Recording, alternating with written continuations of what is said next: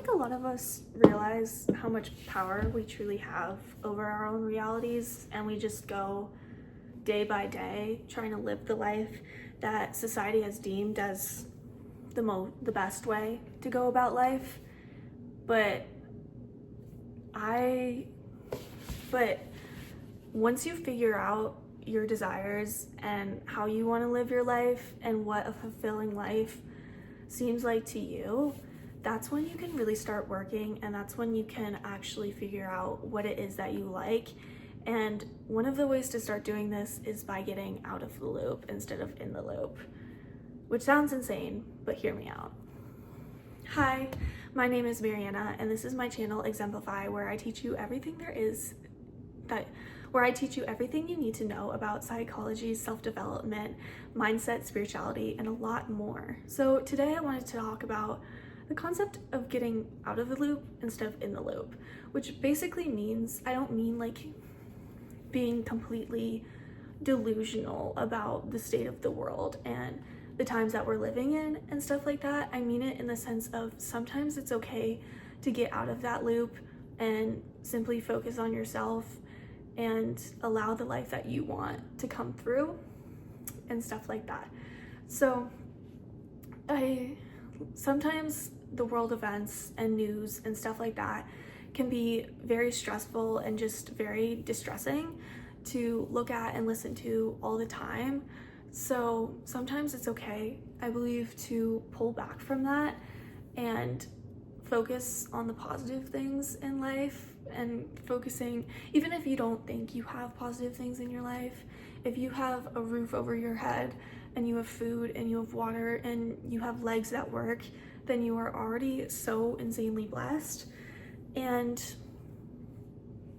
I think getting out of the loop, and not necessarily, I don't truly believe that, oh, get off social media and stop looking at social media. I think that social media can be so helpful, and I wouldn't be the person that I am without it, because it gave me inspiration and motivation to realize that I could do the things that I wanted to do in this life, and learn, as I have as much knowledge as I want at the tip of my fingertips, like literally, and I can figure out whatever it is, research, watch videos on whatever topic it is that I want. And when you use social media and you use videos and you use the internet in that way, I don't believe that it is harmful. Because if you can be inspired by something and you can take something to be like, wow, like someone's living that life, so why can't I live that life? And that's when I think it's really empowering. I'm talking in the sense of getting out of the loop of, you don't need to conform to every current trend, because trends are so changing, ever changing, and they're rapidly changing faster than they ever have before, which basically means that you would have to change as fast as the trends are changing, which is physically impossible. Like the new look, or the new, you have to do this, or you have to eat this diet and you have to act this way and stuff like that, which I believe are unhealthy. And I think you should just be authentically yourself, because where has authenticity gone? Genuinely, I feel like I meet so many people that are just copies of the same person just because they're following what is trendy right now. And my favorite type of people in this world are the people who are passionate about something, because I think it is very trendy in our generation to be quote unquote nonchalant, pretend you don't care about things, blow off work, blow off working hard and stuff like that. So by working hard and being passionate about yourself, that is the person that I am attracted to, relationship wise, friendship wise, whatever. Knowing that they are passionate about that, about even anything, I'm like, wow, can we be friends? Like, you are my person, because you are like my type of person.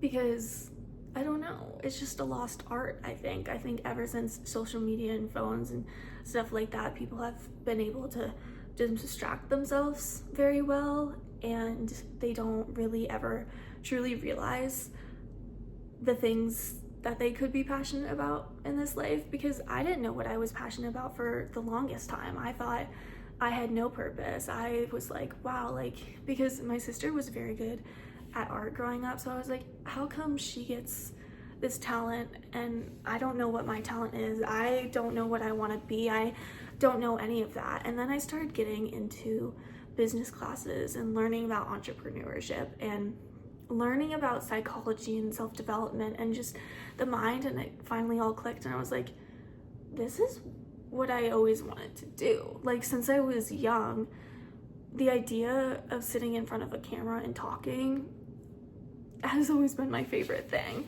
And I didn't think that was a talent. I didn't think that was anything. I just thought, okay, yeah, I like doing this thing. Like, okay, whatever. It's stupid though. But realizing that you have certain passions for certain reasons, because those passions were given to you by the universe, by God, whatever you believe in, is reason enough to act on it, I think. Because why would the universe give you certain passions if you weren't meant to act on them? And I truly believe that that's true, because that's how every great film director came to be. That's how every great actor, that's how every great businessman came to be, is that they were insanely passionate about certain things. And that's why I think being passionate about something in this generation and actually trying at something in this generation will fundamentally set you apart from almost everyone else, majority of people, because most people aren't trying anymore. So try, be authentic to yourself, do what it is that you want, because you can, because you simply can, and there's simply a chance that you can be successful. And the more you work hard, the more you try, yes, the more likely you are to fail. But failing is not actually failure. Failure only happens when you actually stop doing the thing.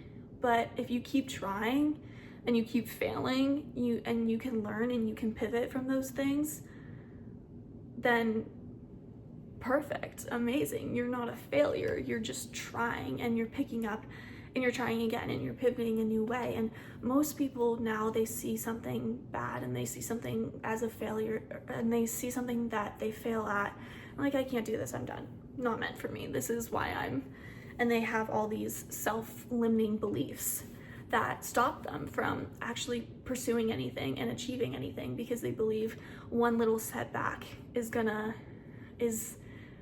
their identity. And it's just not, because J.K. Rowling got rejected from so many publishers, and now Harry Potter is one of the best-selling books in the world. And there's many more examples of these. Like, I think Walt Disney was rejected for his animations for a while and his ideas for a while, until he's Walt Disney. Everyone knows who Walt Disney is. And this has happened with every successful person. They know they don't quit. I watched a Jimmy Fallon podcast where he's a big comedian right now. He has his own show and stuff like that, but he talked about how for years and years and years he was poor, he was broke, but he knew exactly what it is that he wanted in this life, and he kept going at it no matter what. And now he's one of the most successful people in his business, in his market of business.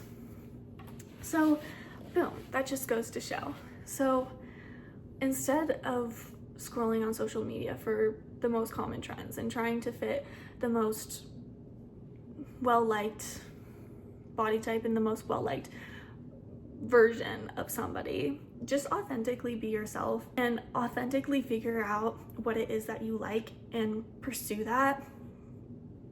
Because something that